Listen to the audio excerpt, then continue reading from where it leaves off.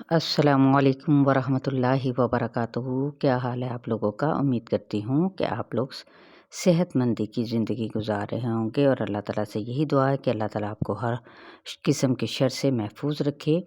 चलिए दुआ के साथ आगाज़ करते हैं, अपने लेसन की जानिब आगे बढ़ते हैं। रब्बि इश्रह ली सदरी व यस्सिर ली अमरी वहलुल उक़दतम मिन लिसानी यफ़क़हू क़ौली। ये याद रखिएगा कि कभी भी शेयर करना हरगिज़ ना भूलें और साथ ही लाइक करना भी, और अपने कमेंट से भी ज़रूर आगाह किया करें। चलिए आज हम पढ़ेंगे पारा नंबर 10 सूरह अत-तौबा और आयत नंबर होगी 15 से। अऊज़ु बिल्लाहि मिनश शैतानिर रजीम वयुज़हिब गैज़ क़ुलूबिहिम वयतूबुल्लाहु अला मन यशा वल्लाहु अलीमुन हकीम। लफ्ज़ी माना की तरफ जाते हैं।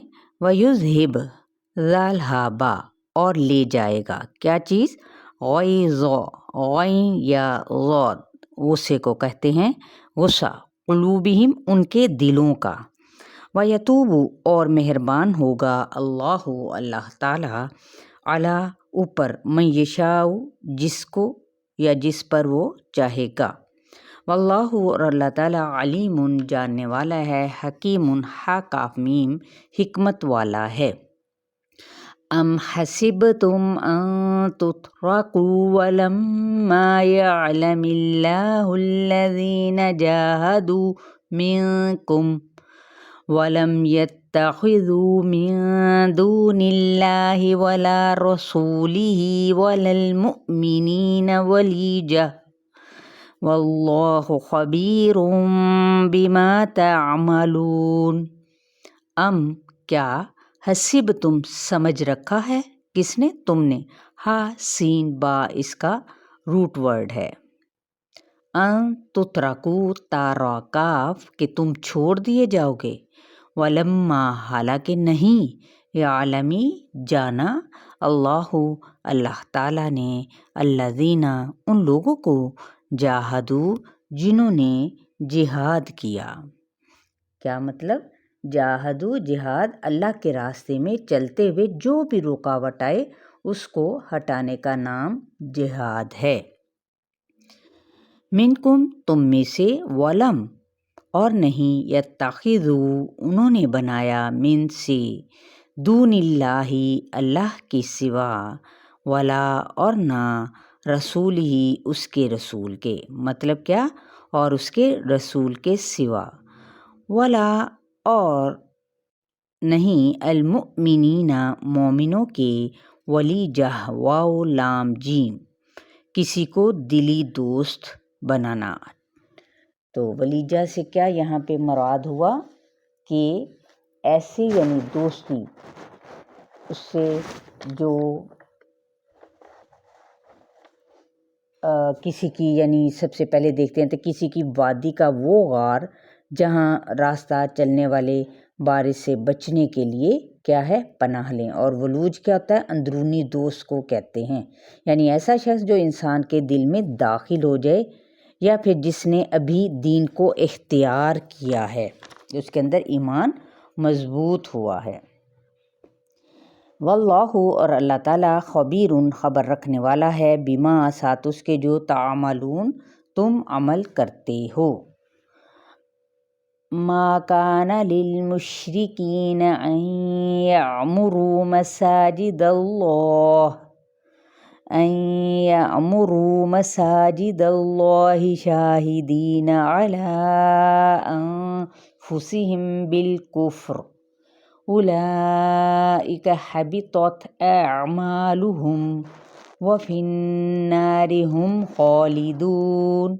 मा नहीं है, काना है, लिल मुशरिकीना मुशरिकीन के लिए, क्या है, क्या चीज़ नहीं है, ऐन यामुरू के वो आबाद करें, ऐन मीम रा, मसाजिदा मसाजिद को, अल्लाह ही अल्लाह ताला की, शाहिदीना गवाह बनते हुए, अला ऊपर, अनफुसिहिम अपने नफ्सों के, यानी अपने नफ्सों के खिलाफ, बिलकुफ्री कुफर के साथ, اولئک یہی لوگ، یعنی شرک کی وجہ سے کیا ہے، یہی لوگ حبط